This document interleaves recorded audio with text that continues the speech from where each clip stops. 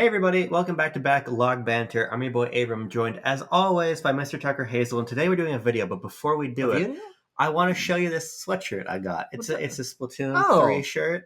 It's this little manatee guy, and he's wearing like a school attire, and he's got this little sweater over his own shoulders. Now, what I like about it is, there's none of the little like Nintendo red logo on the hem. Sure. It's very subtle, and also this is not even like a character in Splatoon. No. This is merch. There aren't even really manatees in Splatoon. Not really. Yeah. This is a piece of clothing your inkling in the game can wear. Oh, and they made it real. Yeah, it's very cool. So I have like the Splatfest shirt. That's a little bit more obvious. That is a little bit more obvious. But still not very obvious. This is very chic. Yeah, It's very chic. We're not talking about Zelda today. True, we're not talking about Zelda. No. We're also not talking about Splatoon. Because we're talking about the year 2010. Yeah, year of our Lord. Long before anybody in any factory even had to begin hand weaving this. Yes, sure. You know what I'm talking about? Today, Tucker, we're talking about the year 2010. We're talking about the most essential games that were released in it. Mm-hmm. This is part of a series we've been doing. And eventually we'll do every year. 1597, 1732. It's going to be great. Most essential game for 1597, Stick and Hoop. Stick and Hoop. What is tic-tac-toe, man? An essential game is not the highest rated game. Yeah. It's not game of the year. Favorite game. It's sometimes, and as we'll get into particularly in this video, not even often a game we've played. Yeah. So what we've done is we've come together and we've decided on, between us, 5 games that we think best exemplify the period, the games that were pivotal at beginning new design trends that changed the culture, changed the medium, changed the industry. Yeah. There's a lot of parameters for essentiality. Oh. And we'll get into that as it pertains to each game. But we've also gotten some really good submissions from our community for games that didn't make the cut. Yeah. But we want to shout out anyway because you can almost treat this as sort of like a reading list for games from the year you want to play. Yeah. But for us, it's more about design trends. And so the funny thing about this list is you actually compiled most of this. I did some research a couple weeks ago when we were prepping this, and a lot of these games didn't show up on my list because I was more picking from which games were nominated for Game of the Year, which ones do people talk about most from this year. And a lot of these games are still talked about in quite high regard. But I think we've curated a very interesting list of games here that we're going to then make cases for. And so I think I may have already made the thumbnail for this video. And so I think actually... You're probably going to have to change it. No, I think I'm just going to do it anyway. And it's going to be false advertising. I think that's better because in other ways, it gives away the game. Like exactly. If I was a viewer, part of the fun would be like, what's the next game? Particularly because we don't do timestamps. It's always a mystery what the next thing is going to be and when it's going to appear. You're right. I guess I probably haven't. But here's last note, high-level note, before we get into it.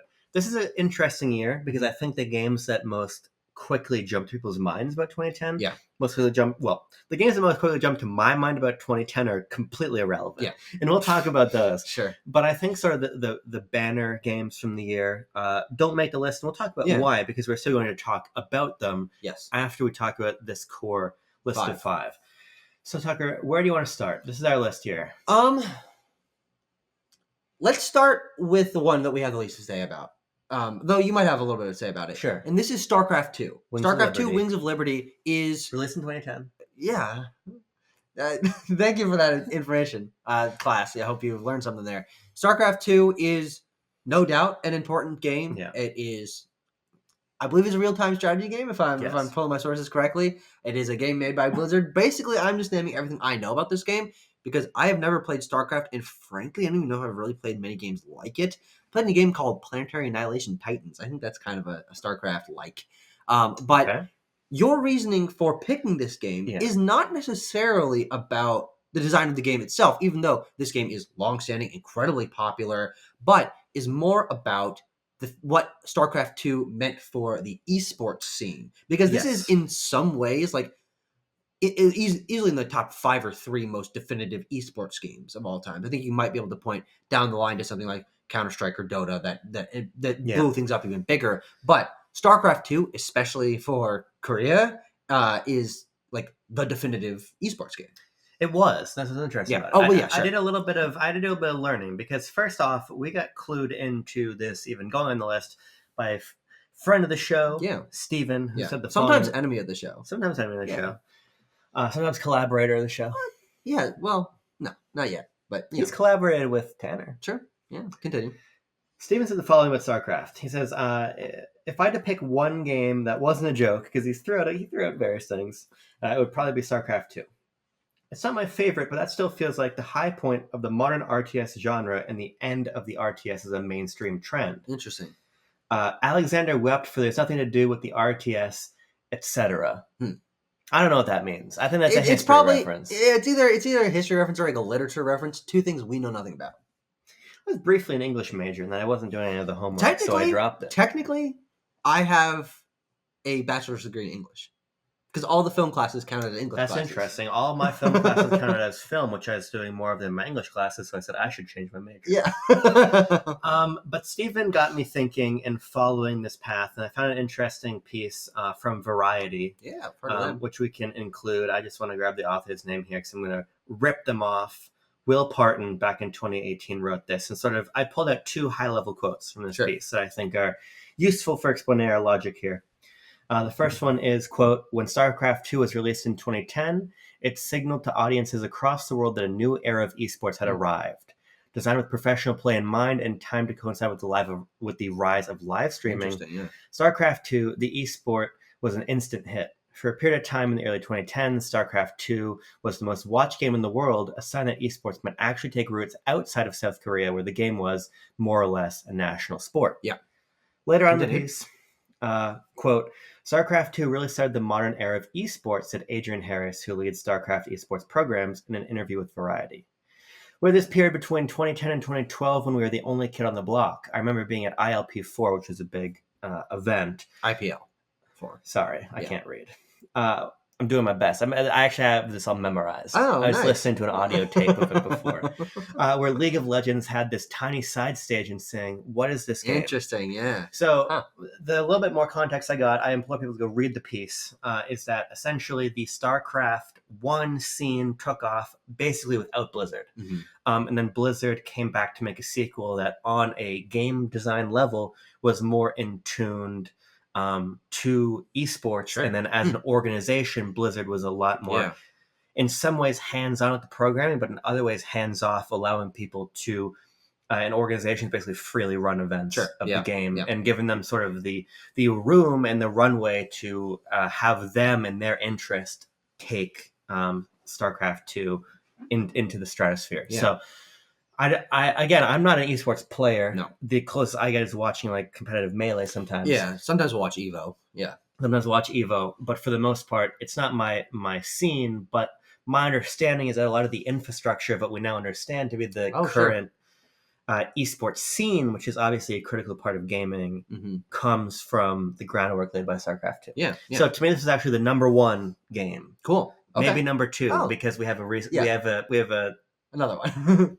We have a release date thing to litigate. Yes. But that's StarCraft 2. It's StarCraft 2. And I can't speak to this as personally. I'm not an esports guy either, and I'm also not an RTS guy. I've never played StarCraft.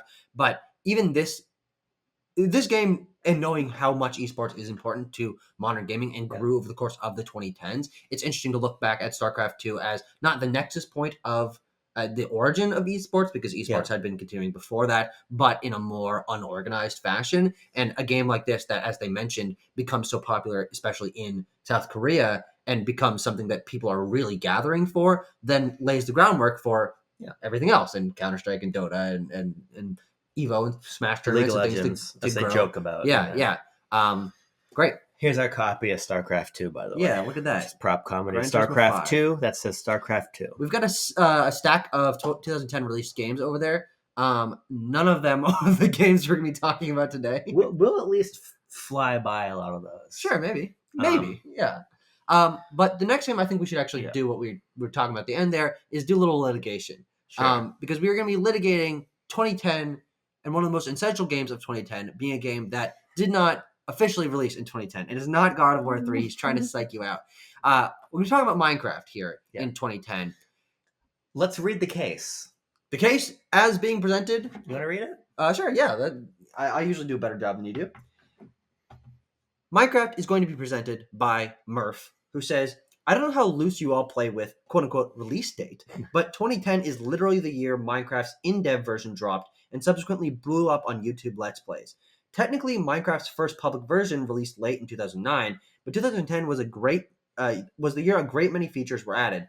This gave us day and night cycles, public and private servers, and the gosh darn creeper. The list is really endless.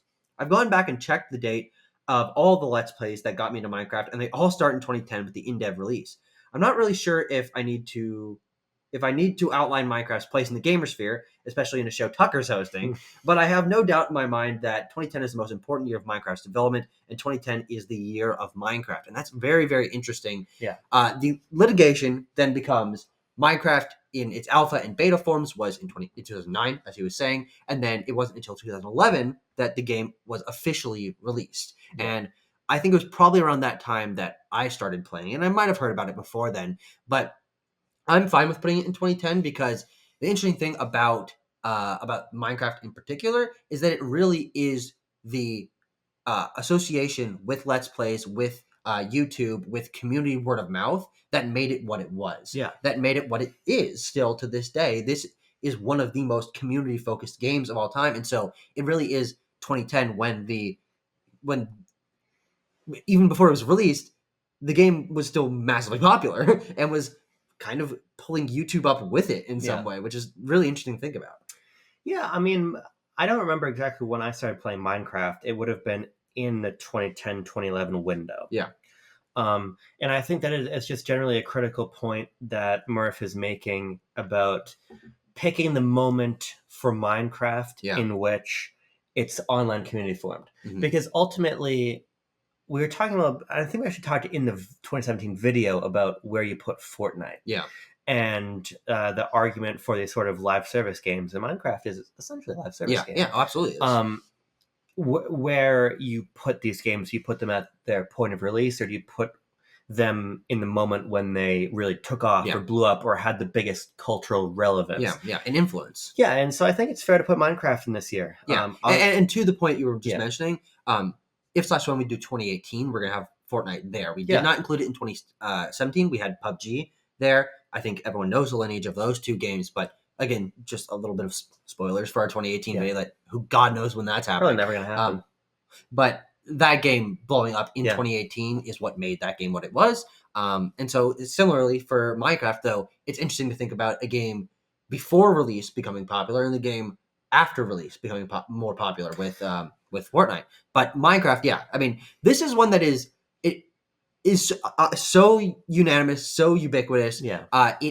You don't even really need to make a case for it. But the interesting thing about Minecraft and talking about it through the 2010 lens is that we can talk about it more from that angle of not necessarily design, because I think the design elements of it are kind of understood. But that Let's Plays and Minecraft being the original Let's Play videos or Let's Play game that really blew up that idea, and then I think you can kind of line those up with the popularity of esports and internet culture. Totally. Like these two games, StarCraft 2 and Minecraft, are like the groundswell of that. They even mention in that article, in that quote that I cited, this idea about coinciding with sort of the rise of live streaming. And so I think that's critical because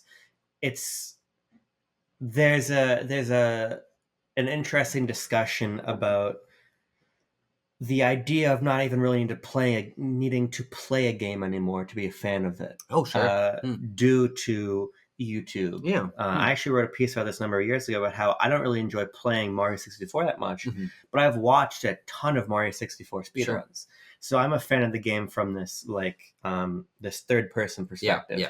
And I think that the interesting thing about Minecraft is I was playing Minecraft every day after school, but typically I'd get home before I played Minecraft. I'd like have a snack and I'd watch Ant Venom videos or something, right? Yeah. Something like that. So I think that it'll be an interesting study for like actual scholars to look back with more time at the ways that in general live streaming and Let's Play and everything changed a generation's habits entirely. And so I think Minecraft, both as the thing and as the phenomenon, are equally deserving to be on the list. Yeah, so. And I do want to talk about the thing, the game Minecraft, because I do think a lot of what you were mentioning, the live service elements that are now so ubiquitous, I think partially can be traced back to Minecraft. Of course, it wasn't the first game to have expansion packs or updates, but in terms of a game that was released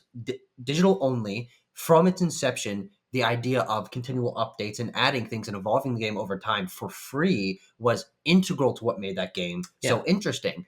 Talking about updates coming out, having tutorials come out of how does this block work or how does redstone work, and that community like evolving over time of adding food, adding day-night cycles, new mobs, new redstone mechanics, new minerals. Like I remember following that so hard and watching what Minecraft has. It is kept that course of you get Minecraft Live and people are voting on the mobs and they're adding new things and you still get millions and millions of views on major Minecraft videos. But the idea of, again, that evolving over time for free is something that's now pretty handily settled into the culture. But that wasn't really true at the time because it was more you pay for an update, you pay for a DLC, you pay for an expansion. And no one ever really looks at Minecraft in the way they might look at like a current live service game. But it ultimately kind of is. There are microtransactions in it now, but it also started before microtransactions. So it's a really interesting balance where Minecraft ends up, again, at another element of game design nexus point. Live service updates, all of that can kind of be traced to the popularity of Minecraft. Yeah. And another element I do want to talk about is survival stuff, is creative mode stuff. That is another thing that just kind of finds its way into like most games. Not the first game to use like a low resolution texture set and stuff, but the visual style of Minecraft becomes immensely influential of popularizing games that aren't HD, realistic, that sort of thing. But again, back to the sort of creative mode stuff, the idea of like creating your own worlds and creating things that other people can play and creating maps.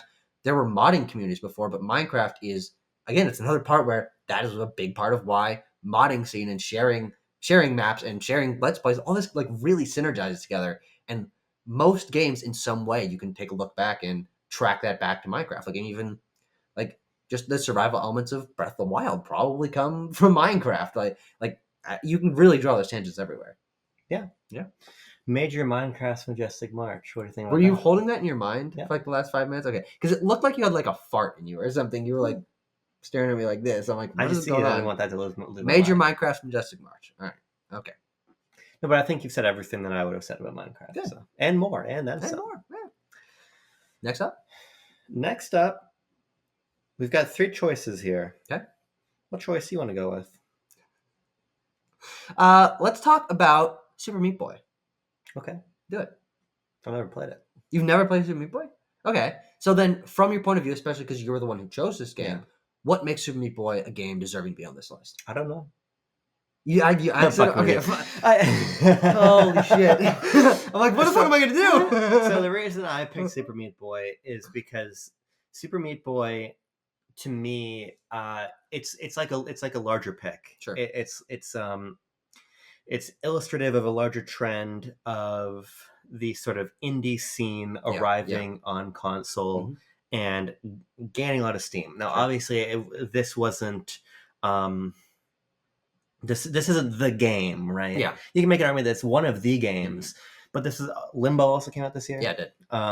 And so the larger point is that you have you obviously have a great indie scene on PC. Yeah. You can track this back a long time to the idea of bedroom coding and people making games and selling them through a middleman to the consumer and shareware, freeware. As we're getting into the early 2000s, you've got Cave Story. Cave Story, I believe, comes to WiiWare this year.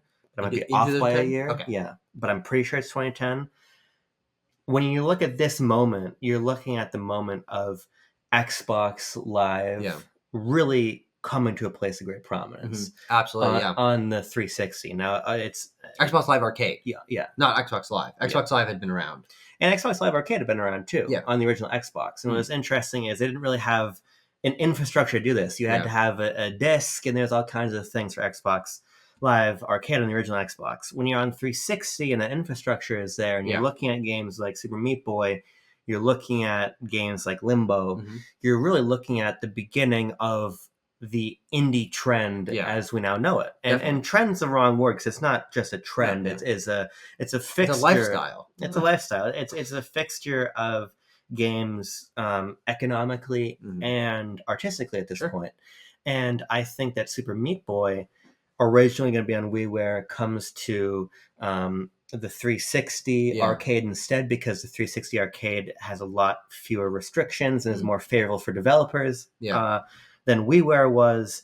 It was this sort of opening of the doors into this new era of game. And obviously Super Meat Boy has continued to endure as a critical icon of that time. A very fast-paced, very unforgiving platformer, obviously riffing on Super Mario Brothers. It's the same initials. It's intentional. And I think it was Super Monkey Ball, really. Probably. So when I think you're looking at games like Super Meat Boy, you're looking at Limbo, you're looking at a little bit later Fez. You're really looking at 2012, I think. I think so. You're looking at a fundamentally different way to view and understand indie on console. And obviously you've got people before this, like the Behemoth, who are bringing an indie spirit to retail discs with Alien Hominid and things. But obviously it's games of Super Meat Boy and being sold digitally, a digital-only game at that point. I'm sure there's been a physical release of Super Meat Boy, but it's like a side note for that game, because its popularity is the fact that it was made by an incredibly small team and blew up specifically digital-only on Xbox Live Arcade. And that is an interesting point in time, because this is the point in time where there would have been best downloadable game, and Super Meat Boy would have been up for that. And obviously that stigma or that difference is now gone. I mean, technically, Alan Wake 2 last year was a digital-only game, but made by a much bigger team, different context. But also, I think that the interesting thing about Super Meat Boy in that time is it being made by a small team, and that being sort of publicized about being made by a small team. And of course, you would get Phil Fish making Fez and Jonathan Blow making Braid in this time period. But Team Meat, just two guys, like kind of being put in over their heads of a tiny game that ended up being bigger than they expected, is kind of one of the original indie success stories that people really attached onto. And it was then years later that Indie Game the Movie would be made, which is the stories of Team Meat, Phil Fish, and Jonathan Blow. But especially Team Meat and Super Meat Boy, the lineage of that is, I think, even more fascinating to me, because Meat Boy was its own game. It was a Flash game before that, and then remaking it, expanding it, and putting on Xbox Live Arcade, and it becoming one of the most iconic games of that era. And then, as you were saying as well, we talk about its distribution, its popularity, but also the design influence trends that can then be tracked to, like, probably even like Super Mario Maker. I mean, a lot of Super Mario Maker levels, fan-made levels, but they're just doing Super Meat Boy, and Celeste is in part Super Meat Boy, and you feel the design like permeating to other things as well. Yeah, the challenge of Meat Boy is an interesting component of it as well.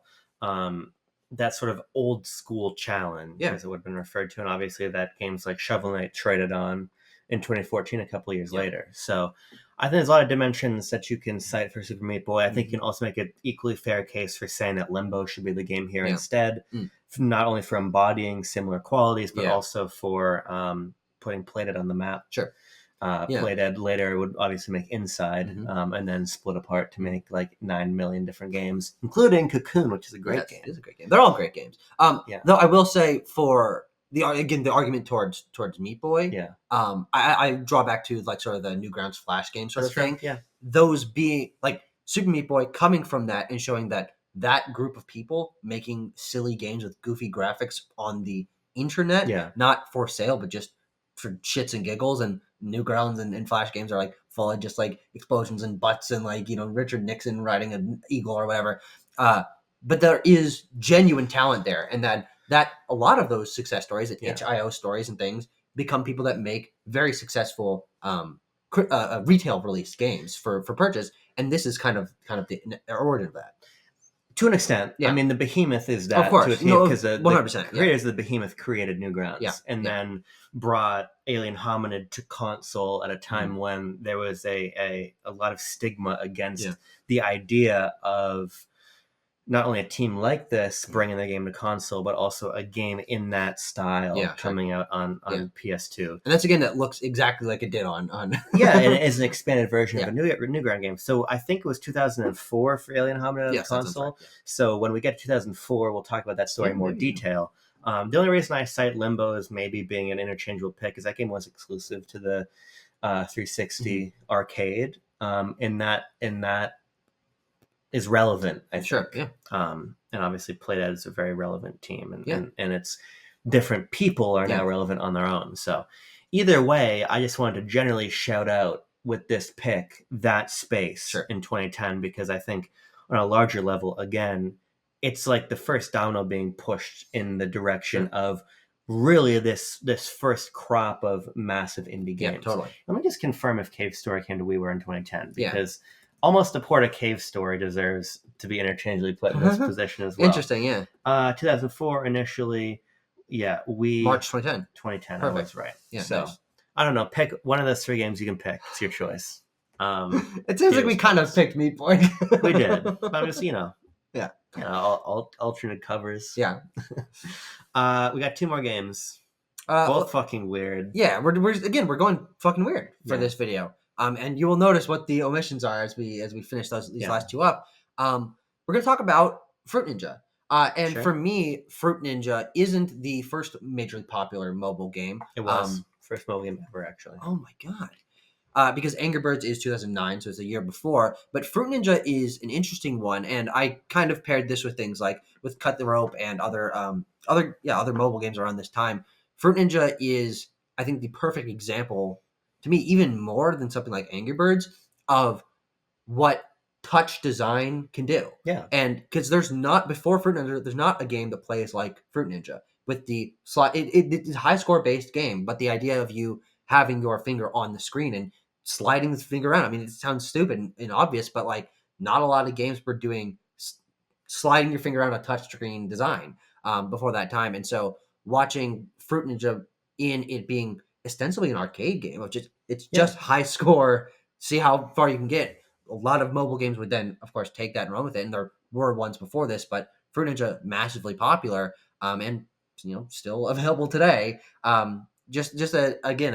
Not the example, but a great example of design like blossoming to multiple different avenues around this time, where we can have a very high quality, high score based touch game be one of the most popular games of the year. Yeah, I mean, Fruit Ninja, I think, is also just as like a Gen Z phenomenon, worth citing. The same. I didn't know anybody who wasn't playing Fruit Ninja. Yeah. I just think it's also, by its own merit, a very, very, very compelling game of this sort of class, within which you would include Angry Birds and Cut the Rope, and then I'd also throw in like Jetpack Joyride, although I don't jump. And Temple Run. I don't know exactly where that ends. Jetpack Joyride was in terms of release date, but I just think that's a tap and hold game. That's not a sliding game. I just think that Fruit Ninja is a very successfully designed game to begin with. I don't really have much interest in returning to any of the games I just mentioned, with the exception of Fruit Ninja. I think it's just a very good game, and to me it effectively marries, as you're saying, an arcade framework with this new touch style control. Buy it for, I think it was 99 cents or $3, something like that. And I also do want to mention, for Fruit Ninja, one of the things that jumped out to me when thinking about this game when I was a kid is when I walked into an arcade and saw a Fruit Ninja arcade game, which it's basically the same game, but you're sliding your hand around a massive frame. It's a big ass TV. And I remember thinking, wait, I played this on my phone and now it's at Chuck E. Cheese. and like being blown away by what's going to happen next? Because there was always that divide between I'm on my phone, I'm playing Pocket Frogs, or playing for zombies, or whatever it is that is designed for that, and you never see the crossover. But then when I walked into arcade, I saw this. I'm like, okay, so this is a big retail place where just a bunch of people that don't play games on their phone go, and this is big enough to be transferred and successful enough in its design to be transferred to a literal arcade, which again ties these sort of arcade roots in an even more interesting way.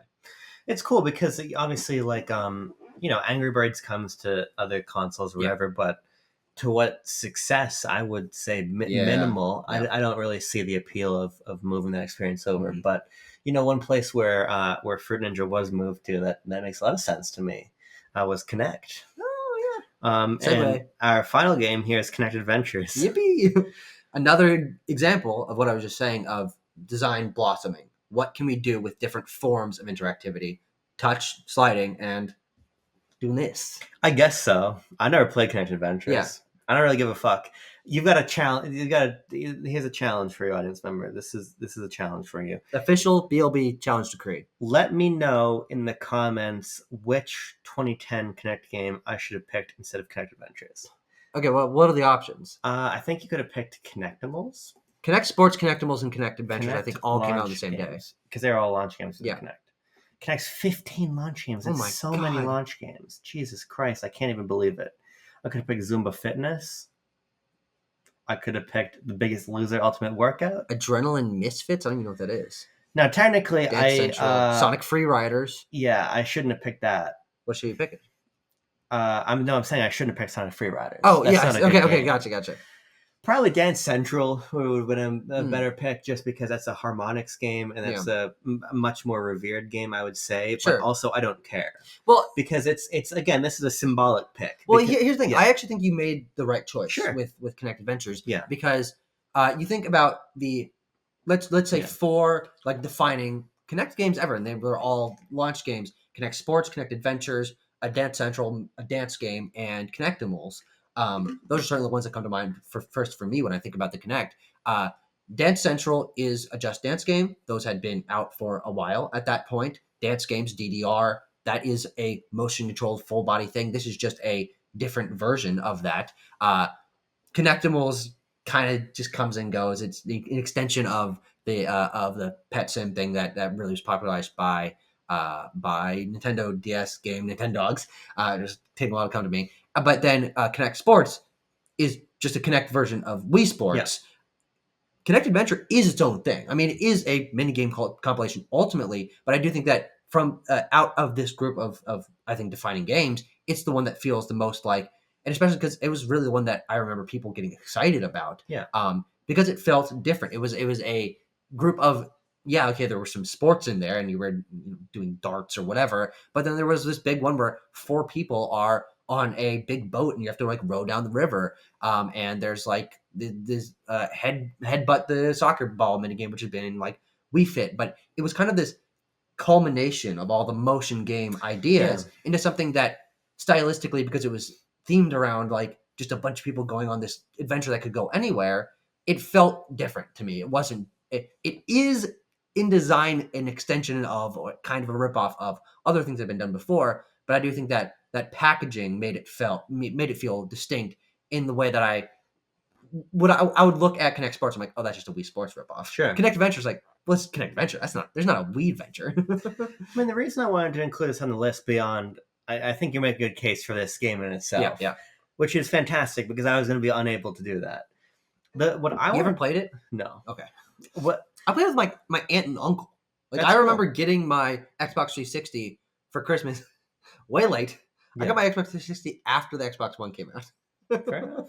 But then setting it up for the family and playing Connect Adventures. And it was like my 6-year-old cousin and like my 45-year-old uncle. It's still very fun. Yeah. Yeah. I mean, the reason I wanted to pick this, and obviously you can trace the kind of the core hands-free gameplay ideas back to the iToy. Mm-hmm. But the reason I want to pick a Connect game is because Connect is massively successful. Yeah. I think that people overlook this a little bit. Sure. Over 25 million Connects were sold. And it's an intriguing product to me because it's obviously a response to the success Nintendo's finding with the Wii. As you're citing, a lot of the software for the system is obviously in that tradition. Mm-hmm. But it's also something very tech first. The Connect is a very sophisticated device and has since found its way into like medical applications and things. And so you're looking at kind of a spin on what the Wii did that only Microsoft, I think, could have really executed on. Sure. And they did. And it was a high impact thing. Then we got this guy somewhere in the middle. Got that guy in the middle, but the success of the Kinect... I always keep a move controller within arm's reach. Of course. Always, as long as we're sitting in this one specific place. Didn't need to tell them that. Frankly, I resent you for it. Continue. In the Kinect, we're seeing a lot of things. We're seeing, I think, a very of-the-moment product in a response to Nintendo's success of the Wii. Yeah. And a sort of chasing of this not only family-friendly audience, but this non-gaming audience. Mm-hmm. So the anecdote you're sharing about having your older aunts and uncles playing the game with you is actually a testament to the fact that Microsoft was achieving the point. Yeah. And so... Yeah, and also, in some interesting way, picking up the energy that Nintendo had kind of left, because the Wii, by 2010, was starting to dip in its popularity. The games that they were making that were designed for that audience weren't selling as well as they had in 2006, 2007, 2008, 2009. And so the Wii's on its way out by Wii Party sales numbers. 9.5 million copies. So that's still a lot, but it's not... it's not Wii Sports. It's not Wii Sports Resort. It's not... No, although the Wii Sports Resort was only like a year prior. Yeah. That's still 30 million units. Yeah, but my point is... I do think that probably by this time, 4 years into the life cycle of the Wii, people might have been like, people probably were like, yeah, this motion control thing is kind of that's 100% true. But then you put it in a different ecosystem and you take away the controller. I think it does inject a little bit more life into extending that motion control craze just a little bit longer. It does to an extent. Although the other interesting thing about Kinect, as I was recently researching for a project I'm working on, is that most of the games are just bad. Yeah. Like when you're really looking at the high level blockbuster Kinect games, you're looking at Star Wars Kinect, not a good game. Sure. You're looking at Steel Battalion from Software, not a good game. Mm-hmm. You're not getting a Halo title. You're not getting a Gears title. You're getting Halo Combat Evolved Anniversary actually uses the Kinect, but only its voice functionality. It doesn't actually use the motion functionality. So it's an intriguing device that finds great casual success. Mm-hmm. But similarly to the Wii at this period of time, it doesn't really have a resonance with the hardcore audience really anyway. Yeah, definitely.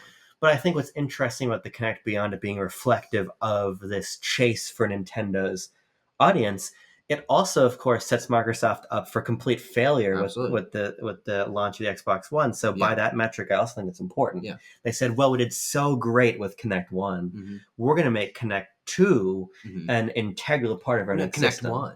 This is true. They call it Kinect Xbox One Kinect or Kinect for Xbox One. I forget. And of course, they had to walk back so much of what they're playing with the original system. Question. Yeah. Could you even name an Xbox One Kinect game? D4. I don't even know what that is. What the fuck?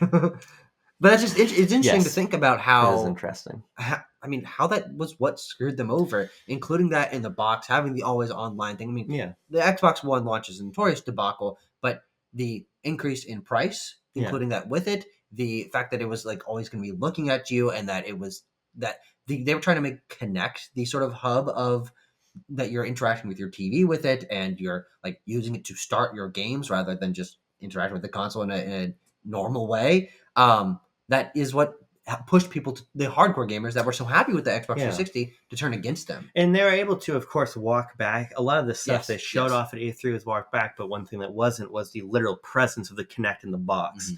The Kinect was still in the Xbox One box for a solid period of time before they started selling it without. But I think the Kinect is just sort of this intriguing product that really exemplifies where we were at in that late aughts, early 2010s period, but then also becomes just massive embarrassment for Microsoft coming out the other side, despite, like I said, these particularly medical field applications of the camera technology. So I think the Kinect is really fascinating and really one of the last products of its ilk. Yeah. I mean, obviously PlayStation had the Eye and the Eye toy prior, and the PS5 as a camera, but what are you doing with that thing? It's not even used. I don't even know I what have it can one. do. I don't. It's like a webcam essentially. No, I got an insane thing. Yeah. Can I buy your PS5 camera from you? Because like it's just a funny thing of PS5. I'm sure. Just give you. Yes. I don't know. We're on camera. I just don't want to like swindle you. Fair enough. You're not swindling. Yeah, I'm not. I have to find it. Fair enough. But yeah, Yeah, you're gonna get a lot of good use out of that. I won't, but I'll enjoy it having it more than you. I only had because the only way I could get a PS5 at launch was this fucking stupid bundle. Yeah. So I have the camera. Yeah. But yeah, so I just think as a cultural touchstone, that's one's worth mentioning. Also, it was really prop comedy malpractice to not actually hold up. We were just talking about Wii Party. Wii Party when we were talking about Wii Party. Yeah, see, the thing is, I'm the king of prop comedy, and you're the pauper, really. I'm the pauper prop and comedy. It's just it's out of my reach. So what am I supposed to do? The prop comedy pauper, Abram Buhner. Prop pauper. Okay, that's our 5 games. Yes. The 5 biggest and most special and revered games from what year is this? 2010. Did Chameleon Twist 2 come out No, that year? dude, no. But Tucker, I also made a list of other games. And this is part 2 of the video. This is phase 2. Okay. Welcome to phase 2. Not only were we going to go through other games, we're also going to read out the rest of our submissions. We are. And we're going to talk about games in this pile over here. You know what I'm going to do, Tucker? I'm going to give you half of them so you can do the prop comedy better. I got and we're holding this way so you don't know which ones they are. Oh, look at that. Ooh, yeah. Don't look. Don't look, oopsie. Don't look. You saw that's... Okay, that's fun. Where are we starting with this? Let's start for a game we don't have prop comedy for. Yes, that's fun. You know what? Fair enough. As you hand me a group of games, let's start with Fallout New Vegas. Yeah. Do you want to read this entry here? Sure. This comes from Andrew Orozco of My Star Wars Show fame. One day will return. Long shall it live. Long shall it reign. Andrew says, "I want to talk about a little known 2010 title called Fallout New Vegas. Back in the day, it was he's going to take you on a walk. Just be prepared." Okay. Yeah. I mean, this is a pretty long one. Yeah. He says, back in the day, the first KOTOR blew everyone's minds. It was a massive critical success with numerous Game of the Year awards, and then the team at Obsidian was tasked with the monumental mission of following it up. BioWare did the first game, but BioWare did... Let me editorialize it here. Okay. He's giving an anecdote that's going to become clear in a moment. Okay, no, yeah. The context is that BioWare made Knights of the Old Republic, and then Obsidian made the sequel. KOTOR 2, yes. Okay. God. BioWare did the first game, KOTOR, but Obsidian was ready for the challenge of making a sequel. Yeah. They were under a tight deadline, but somehow they pulled off a sequel. And guess what? It was even better than the first one. That's interesting. I've never heard anyone say that. He could be right. I have no idea. He continues and says, a few years later, Bethesda had successfully revived the Fallout franchise with Fallout 3, and they too issued a similar challenge. Bethesda said, we don't think you can make another banger entry in a franchise and surpass the previous game under a super tight deadline again. Obsidian responded with one word. Bet. And once again, they pulled it off by making the superior game Fallout New Vegas. There we go. Like I said, he's taking on a walk, but I think it was a good walk to go on. Because it's interesting to be in that position twice. Yeah, it is interesting, yeah. And then, were they ever put in that position again? No. No, I guess not. Yeah. Grounded's not a sequel. Badman. Grounded sequel to Honey, I Shrunk the Kids. Yeah. Anything to say about this game? No. But actually, I do think this stands for one thing. This is one of the big 2010s games. This was nominated for a Game of the Year, and we didn't talk about it today. And I think specifically because when we're talking about essential games, we're trying to talk more about game design and the way and industry trends. And Fallout New Vegas I haven't played it, but I assume it's a great game. Everything I've heard about it, I'm sure I would really enjoy it if I got into it. Ubiquitously, universally is what I was looking for. Like it more than 3. But it is a continuation of design trends that were more started with Fallout 3, and New Vegas is another one, and that's great. But it doesn't deserve to be on our 5 because of that. Yeah, it's no Fruit Ninja. No, it's a Fruit Ninja. And other games that fall into that camp include... Oh, yeah, thank you. Include Red Dead Redemption. Red Dead Redemption is... I actually think this game's overrated, but I think it's fine. I hadn't played it till it came to Switch. Did you play it? I bought it for $50 when it came to Switch because I had no expenses at the time. So I spent $50 on Red Dead Redemption on Switch. Yeah. I played it for about an hour and I said, this is fucking really boring. Yeah, it's okay. Yeah, I don't know. I didn't stick with it. I played for like 15, 20 hours though, so it's a long time. But Red Dead Redemption, and then also I would bring in Mass Effect 2 into this conversation. These are games that are great and widely revered and considered some of the best games of this year, if not ever, if not the entire decade. But we didn't add them to this list because design trend-wise, these were just popular, but didn't necessarily inspire a lot of things like them. As sort of like a pseudo-audience insertion here, Bro, who I think is on here, right? Did I not include Bro? That's fucked up. I don't remember what game he was talking about. But you know what game he wasn't talking about was Red Dead Redemption. Because Bro said, I was thinking about Red Dead Redemption, but any accolades I think we would offer it should go to instead another go game that you to don't remember what it is. GTA 4. Oh, okay. But sure, yeah, which was before this. Yes, that was before it. That was 2009. 8. 2008. Yes. Yes. Yeah, and Mass Effect 2 is similar reason, but it's a great game. Another game in this tradition here. Oh, okay, great. Indeed. Yeah. Super Mario Galaxy 2. Yeah. I have a personal story about this game that I'd like to regale you with, but first I want to read the comment associated with the game. This comes here from our good friend Rika Lee. I would call Rika Lee the #1 Mario expert in my life. Yeah. I'm not even just in the server, in my life. Rika Lee says. Rika Lee said a lot, but Rika Lee, I have to say I abridged your message, but I got the key part, I think. My pick is Super Mario Galaxy 2. Let's back you up a little bit. Yeah, when you're talking towards the mic. I think it's better if I don't. Okay. My pick is Super Mario Galaxy 2. Now I got to side eye it here. You know what I'll do? Let's do this. What the fuck? This is a terrible idea. My pick is Super Mario Galaxy 2. It takes everything that made the original great and makes it even better while adding in a ton of even more creative and focused galaxies and mechanics to play around with, including Yoshi, the Cloud Flower, and the Rock Mushroom, which are some of the most creative and fun power-ups and some of Yoshi's best moments in a mainline Mario on top of a phenomenal soundtrack, great graphics, you took a breath. And enough fun throwbacks and tributes to Mario's past games and even tighter and more challenging levels, and you have one of the best 3D Mario games and games in general that Nintendo's ever made and an absolute must-play for any 3D platformer fan and especially longtime Mario fans. I'm disappointed you didn't do that in one breath. I was really trying to. Rika Lee goes into much more detail, which is all really insightful, so you should go to the server and check out Rika Lee's full message. But the omission of Galaxy 2 is purely on, again, the basis for sensuality is not merely quality. This one's using the E. It's just sensual. In fact, this is the highest regarded game on Metacritic from the year. Oh, interesting. Huh. So it's universally adored. Yeah. I remember my local GameStop was having a deal where you could trade in 2 like high value Wii games and you would just get Super Mario Galaxy 2. I don't remember what I traded in, but I did that deal and I had leftover trade credit. I must have traded in something really good. Maybe there's like a precious metal or a gem or something inside the case. So I also crude oil. Probably, they opened up like my copy of probably Super Mario Brothers U Wii that I traded in, and just fucking oil fell out and like a duck, like a dirty duck, and all this stuff. But I got Galaxy 2 and I got the Prima Strategy Guide. I really loved this game, and I still do. I've not actually played it since I was like literally probably like 11. Yeah, so I'd like to play it again soon. It's just an astounding game. I prefer Galaxy 1. Yeah, I some of my favorite game locations ever are in Galaxy 1. And also I just prefer the structure of Galaxy 1 more with the Rosalinas.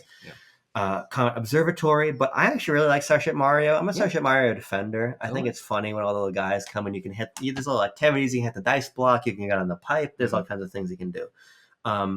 But yeah, obviously Galaxy 2 is an essential game, and just to drill into what Rika Lee said for just a moment longer, I'm really glad he picked out the power-ups, because I tend to think that the weakest part of Galaxy 1 are the Ice Flower or Fire Flower stages. I just feel like they're really fleeting. I think that the Cloud Flower in particular is just an astonishingly good power up. Yeah, it's great. And obviously, the B is fun, but the Cloud power up is even better. Aped in Astrobot. That's a great point. I didn't even think about that. Yeah, I think better in Galaxy 2. I love just flicking the remote, and I love how Mario looks as Cloud Mario. It's great costume. Rika Lee, thank you for doing the Lord's work of shouting out, indeed, the highest rated game of the year, but one whose design significance is obviously very nil, considering the game is literally like a B-sides of Super Mario Galaxy. But if you're doing a B-sides of what is, in my opinion, among the very best games ever made, it's still a really good track of B-sides. Yeah, sure. So, besides that game, Tucker, we've got a couple others to talk about here. And by a couple others, I mean 2 more that our community talked about. Okay. Do you want to talk about this one, or do you want to talk about this one? I'll do the bottom one because I give more to say about the other one. Yes. The bottom one comes from our friend Sith Scott, who mentions Infinity Blade. Yeah. He says, the only other title I'd say is Infinity Blade, as a demonstration that mobile devices actually can have viability as a gaming platform, and not just an emulator or port of low-quality games. Infinity Blade was everywhere in my school, even with people who weren't usually gamers. it's a great pull. It's a great pull because Infinity Blade has gone to the annals of time, frankly. But Infinity Blade is important for a couple of reasons. I mean, it was easily the highest fidelity game on mobile at the time. It was the reason I would choose something like Fruit Ninja in terms of design over this is because it was more aping on other adventure and hack and slash style games. But and Fruit Ninja being more of its own thing.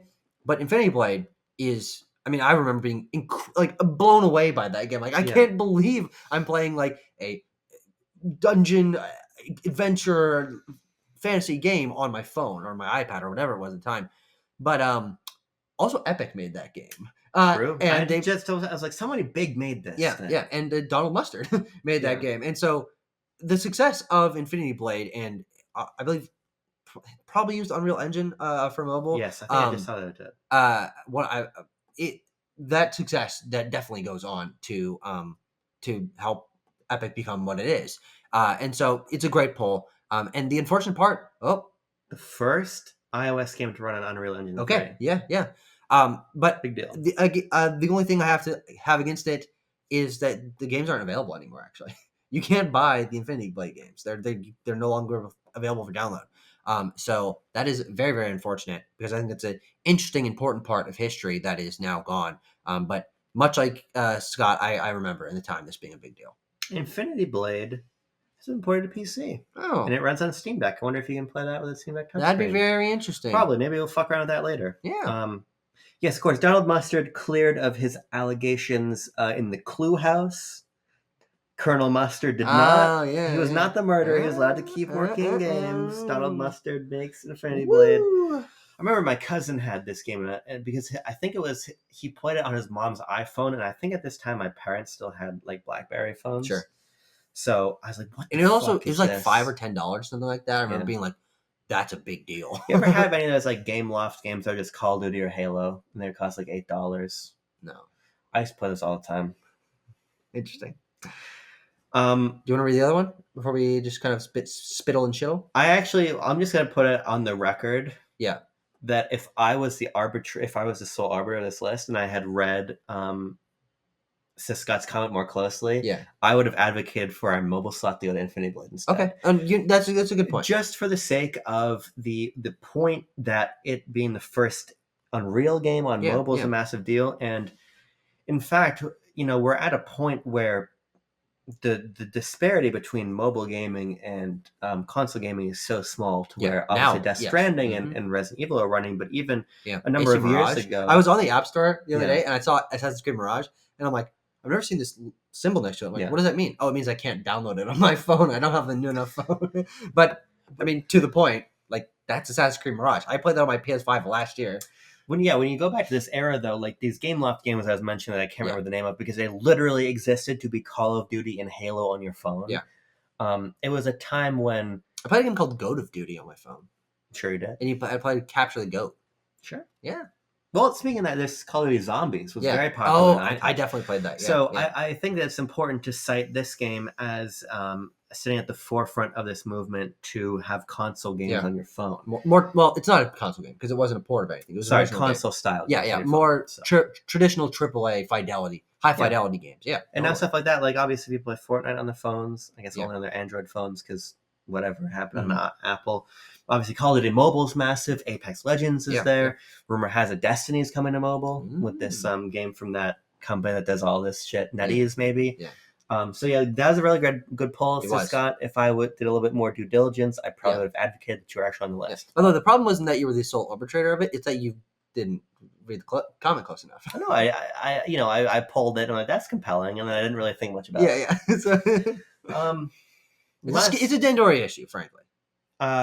Last comment here comes from Nishquick. Yes. Donkey Kong Country Returns.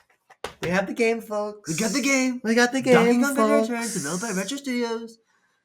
Nishquick says, Donkey Kong Country Returns is a monumental comeback for the great ape, as well as a breakthrough for Retro Studios, who were really only known for the Prime games. They really got to shine with a different and more stylized IP like DK. Now, stylized, where you had a whole debacle about whether or not Metro games are stylized, I'd say that they're I'd say it's not even worth having this conversation's juncture. What I would say, I don't even think it was intended as a conversation. No, but I took it as one. What I would say is that here's the manual. Is the first thing I would say. Yeah, that's sorry. I just wanted to see the disc. Sure.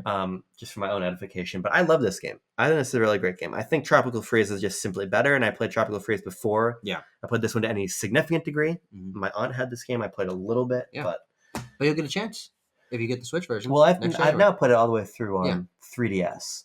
Sure. Oh, so yeah. I will buy the HD version on day one. Yeah. In fact, I'll buy it the week before it comes out when the preloads start. But no, I think that's a really good pull. This is. I think there's an interesting discussion to be had about the way that New Super Mario Brothers on DS and the success of the Virtual Console directed a lot of Nintendo's development in this era. Mm-hmm. You look at games Donkey Kong Country Returns. You look at Kirby's Return to Dreamland. Kirby's Return to Dreamland is what I was trying to say. Yeah. I got quicker on the draw. You are? Yeah. Well, you're wearing the shirt, so it's sort of flowing through you. Yeah. You're wearing a fucking Mana t-shirt. It's true. It's just an interesting through line in Nintendo's late aughts, early 2010s design trends. But Returns, by its own merit, is a fantastic game.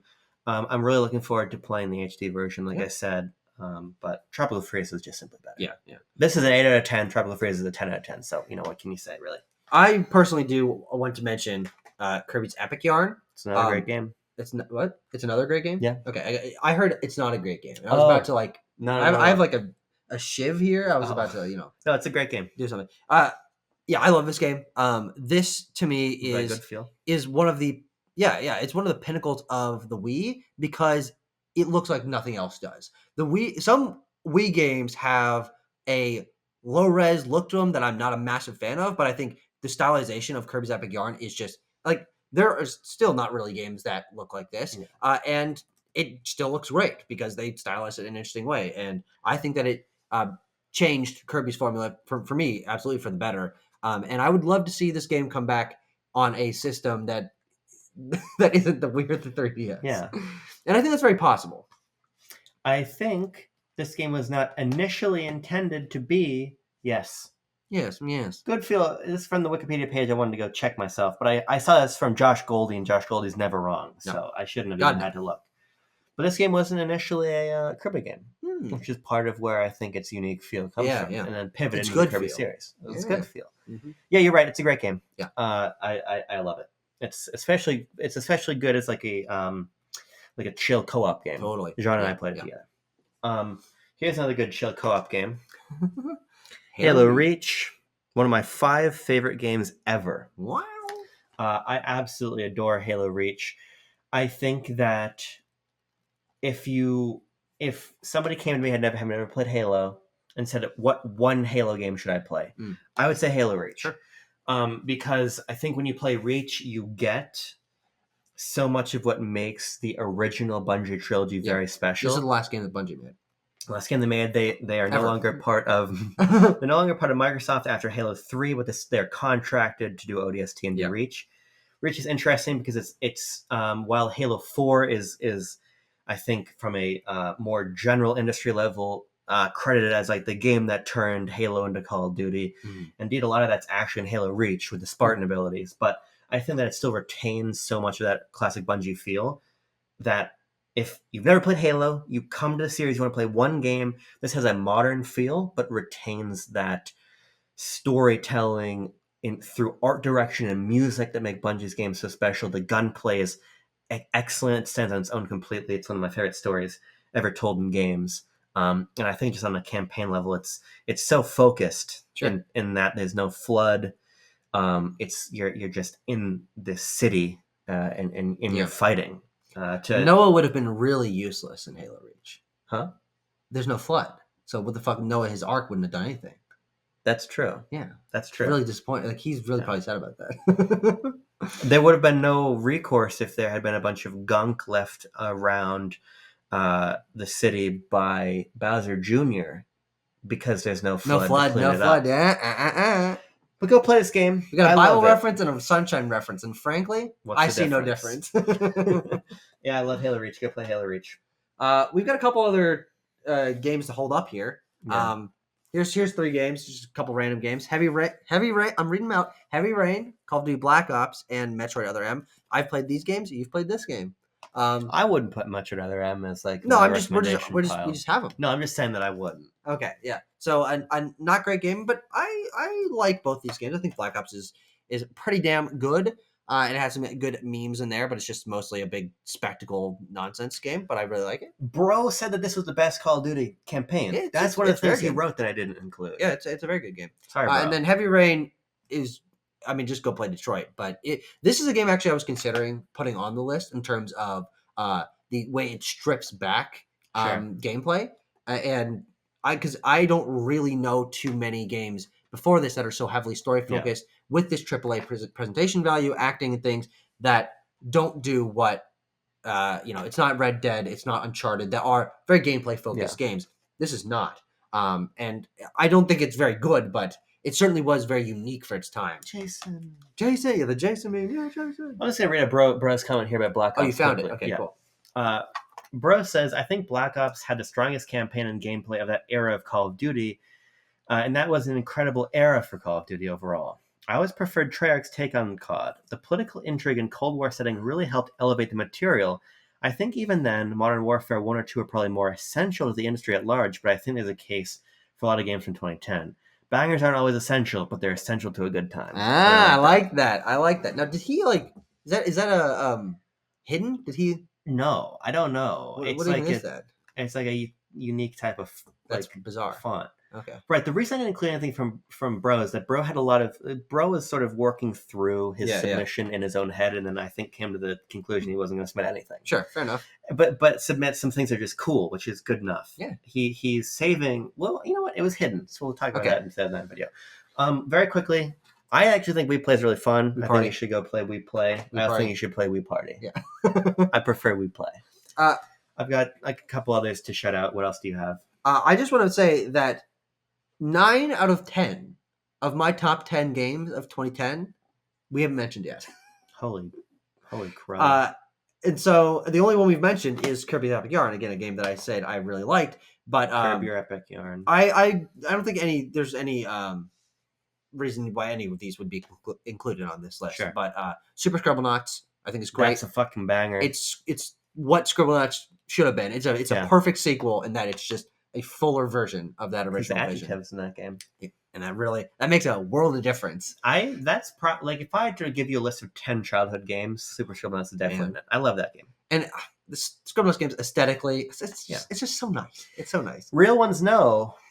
Maybe the best Scribblenauts game, although people are going to say Unlimited, but I didn't play it, and I don't have nostalgia for it, so it doesn't count. Yeah, is actually Scribblenauts Remix, which was the mobile remake of Scribblenauts 1. Yeah, I used to play that on iOS all the time. Super Scribblenauts is great too. Enslaved, Odyssey of the West. Interesting. Pretty cool game. Ninja Theory game. Ninja Theory game. I thought it was excellent. I actually played it through early this year because you bought it. True. And I played it. I'm going to play it any day now. Any day now. It's coming. VVV. Yes. Another indie game. Very unique style, but I think what it does for Metroidvanias is totally unique. You flip things. And you flip the graffiti. Yeah. But I really like that game. Very, very fun. Picross 3D. Yeah. It's Picross in 3D. Built by HAL, which is interesting on the DS. Pokemon Ranger Guardian Signs. Again, another perfect sequel. Yeah. Pokemon Ranger, not a great game. Good idea, not a great game. I think that's the only one I played. This shit's boring. Guardian Signs, boring much better. More engaging world design and story and things, but also you don't have to do it all in one loop, which really helps. Really helps. Guardian Signs is a great game. Or is that the third one? Wait. No, yeah, you're right. It's the third one. There's so many of those. There's 3 of them. There's Pokemon Ranger. I apologize. This is not the sequel. Shadows of Almia. There's at least 10 of those games. Wrong. Guardian Signs is a great game. You can like draw a sign, you like summon Entei, Raikou, Suicune, Latios, and you like ride on them. It's sick as hell. BioShock 2. Yeah. Very underrated. I love BioShock 2. Another great not game. Made by Ken Levine? No, not made. He's not involved. Irrational Games made this? Yes, but he's not involved. Pokemon Black.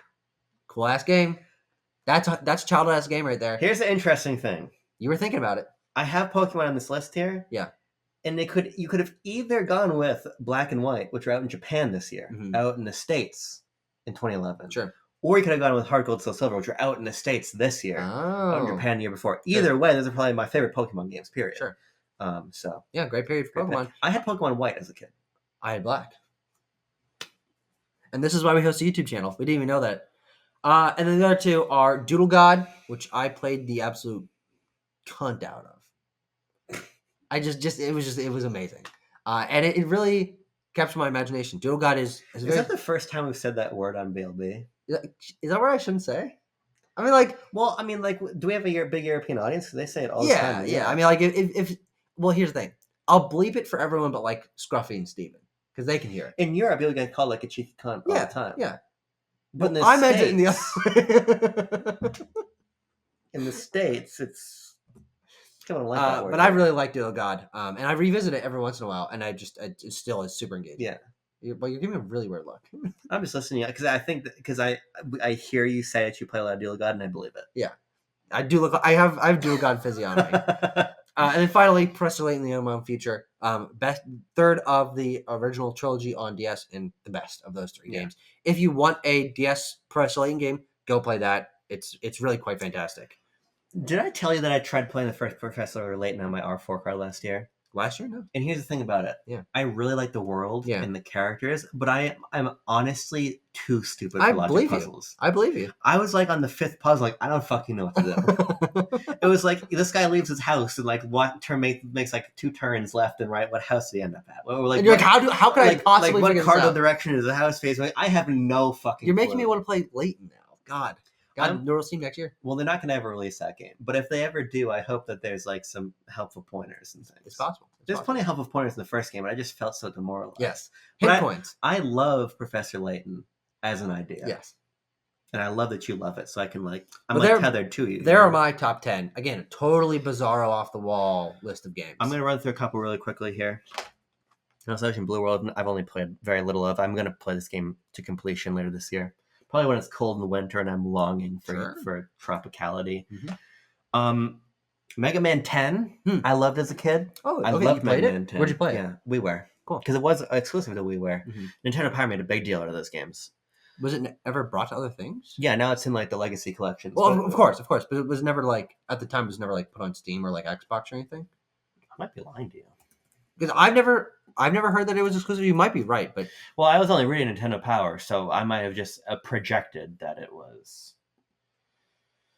No, it was Xbox. Yeah, it was. Yeah, it was exclusive to the Wii for a week. That's weird. Yeah, for a week. That is really. It was a timed exclusive on WiiWare, but it was made available digitally on Wii, 360 and PS3 around the same time. So, but yeah, sure. I believe you. I'm gonna shout out Sonic Colors. I look at you and you say that you played Mega Man 10, and I believe you. I want to shout out Sonic Colors. Sonic Colors to me is like a mid-Sonic game. Oh, we didn't even pull that one. It's back there though. You have it? Yeah, it's right there. I played it this year. Well, the reason I was gonna bring it up is because, like I said, to me it's a mid-Sonic game. I remember renting this from Redbox as a kid and thinking it was cool, but it was really funny watching you literally fall to the ground in anguish playing this game earlier this year. So I just wanted to include it for that reason. This game is really, really bunk. There's 2 more I want to talk about. One is going to open up a conversation. One's just a personal shout out. Sin and Punishment Star Successor. My second favorite game from this year behind Halo Reach. I think this is an absolute masterpiece. And I would die if they ever made another Sin and Punishment game. But this is fantastic. Go play this game. But Treasure is like a computer in a closet right now. So yeah. That is also one of 2 games I want to play in the next week. Oh, God, I'm not going to be able to do that. You can play this in like an afternoon. Okay. If you play on easy. Yeah. You can play it. I'd love to play it on easy. Also, this would be a fun one for us to play together. Sure. I'll play that with you. I'd love to play that game again. Okay. Be happy to do that. And that would make it go a lot faster too. Other game which I thought could go on the list, but we cut it off the list. Yeah. Boring as hell. Xenoblade Chronicles 1. Oh, yeah, sure. Now, we recently talked about Xenoblade Chronicles in our Captain Rainbow video. We did. Tangentially. Technically, you were talking about the last story. Yeah, but we still talked about it. Yeah. Go watch that video. Better than this one. I just think that it's a critical game in large part because of the significance Monolith Soft now holds. Sure. For Nintendo, not only the fact that Xenoblade is such a critical series, you can make a good argument that Xenoblade Chronicles is the best, most impressive game on Wii. Yeah, I would say. I was gonna say you can make that case for X, but Breath of the Wild is a Wii U game, and Breath of the Wild's open world is more impressive than Xenoblade Chronicles X's, even though it's great. But no, I think for the status Monolith Soft now holds, the status that Xenoblade Chronicles series now holds, I think you make a case. Not as good of a case, of course, as Connect Adventures, but you make a case. Yeah, it's also just a very, very the achievement. I was saying it in a joking way to reaffirm that Breath of the Wild's a Wii U game. I was really just working my way into that offhand remark. But the significance of that game on Wii is just incredible. Yeah. When you think about the scale of the world, it's probably even more incredible. It's also on new 3DS, but I don't give a fuck. Yeah, it's cool that it's on Wii. So Breath of the Wild not on 3DS. Breath of the Wild not on 3DS. There's a Breath of the Wild theme on 3DS. Oh, better late than ever. Also, Minecraft on a Nintendo 3DS. That's a great point. And I asked you to hold up your copy of it because you have a stack of 3 or 4 copies behind the. Oh yeah, I just didn't. I just felt like it wasn't really necessary. Do you want to shout out any of the games? Let me take a look at my 2010 games. Oh Jesus, fuck! You know what the game I played the most in 2010 was? Nope. How would I know that? Lego Universe. Lego Universe was a Lego MMO that was shut down after like 18 months. Yeah. I played that game I wasn't allowed to play it for like 4 hours a day, but if I were, I would have. Because I played so much of that game. Sure. I could probably still recite like 45% of the opening monologue, which is like 3 minutes long for that game. But I played so much of that game, and it's the only MMO I've ever gotten into. But I played so much of that game. Oh my God. Happy Wheels, also this year. Very interesting. Happy Wheels might, alongside Minecraft, be like one of the definitive Let's Play games of all time. It definitely is. I remember watching Chimney Swift 11 do arrow runs. Sure. I think that was so funny. And I remember one time I was at my grandparents' house. We were staying in their guest room. It was myself, my sister, and my mom staying in their guest room. And I woke up before they did. And I was watching Chimney Swift 11 play Happy Wheels on my Kindle Fire tablet. And he made some kind of joke about like this because there's like a woman in like a tank, like an old fat woman in a tank top. We all know her. Yeah. He's making some kind of joke about like cracking an egg on her head, and like she's not wearing a bra or something. And I remember I thought that my headphones were plugged in all the way, but they weren't. My mom was like, "What are you watching?" Happy Wheels is not fun to play. No, I actually tried it like last year, and I was like, "What am I doing? Like this is." I used to play it sometimes on my mom's computer, but when I only wanted to do arrow runs. But it was hard because my mom's computer would slow down so much when you had so many arrows in the back of the lawnmower guy. You know what I'm talking about? Sure. Last game I'm going to shout out very quickly is James Bond 007 Bloodstone. Have you played that? No, but I would really like to. I would say that if I could close my eyes and snap my finger and play one game right now, it would be Metroid Prime 4. But if I had to pick a different one, it would be Tony Hawk Blood. Sorry, no, you just popped up Tony Hawk. Taylor Swift, James Bond 007 Bloodstone. This game is... there's a really good video by Mini-Me about this. People should go check out. It's basically like it's just ripping off Uncharted essentially, but it's an original Daniel Craig Bond story, like 5-hour long, cool Uncharted game basically. Cool. So I want to play that, but it's really hard to get your hands on now because I don't have a PS3 or a 360. Yeah. So, and if I had acted at any time in the last entirety of this lease, I could have gotten a copy and put it on your PS3. But you can't put it into your Series X. No, because it's one of those ones similar to the Transformers games, like War for Cybertron or whatever, that the Activision licensing for is I don't know, lost of time. You can also just buy a 360 for like $20 and then just like sell it afterward. I don't have that kind of money. I got to buy Epic Mickey Rebrush. True. Well. That was 2010 for you, and I hope you learned something. I was 9 that year, and I was 10 for 1 week of it. Wow. This thing in this room. Probably wrong answers only.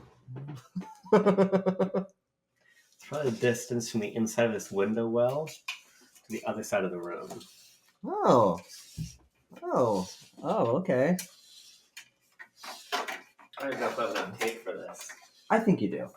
What's 25-foot tape? Oh yeah, we'll be fine. We're only in This room's not 25 feet long.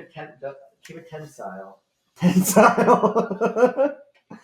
And really close. How long is this room? It's 24 feet 7.5 inches. Oh my gosh, 24 feet 7.5 inches out of 25? Yeah. That's crazy. The tape started saying danger. Danger. Wait, actually? Yeah. It's gonna reach the end of it. Does it fucking explode if you reach 25 feet? You never want to get exactly at 25 feet. So it's not really a 25 foot. I mean, I'm joking. It can go to 25 feet. I just want you to know that it's gonna. Does it say the word danger? Yeah. Why danger? It's not fucking dangerous to go past that. Maybe it is. You know what? I guess I never tried. God, just imagine what it'd be like to get your eyeballs, rip your skull in half. No, that and then toothpick my eyeballs. You misunderstand this. I'd push in, so I'd squash your eyeballs, and then I'd get leverage. So I'd grab the inside of your eye sockets and rip your head in half. Oh. See, like hamburger. Like hamburger. No, that'd be hot. That's hot dog. Hamburger would be if I got the bottom of your jaw and the top of your jaw and ripped that way. Yeah. Like Doom. Well, actually, they're both Doom Glory kills. Well, no, because technically Doom guy grabs the eye sockets and slams the head against his knee. Yeah. He doesn't even crotch chop like Waluigi.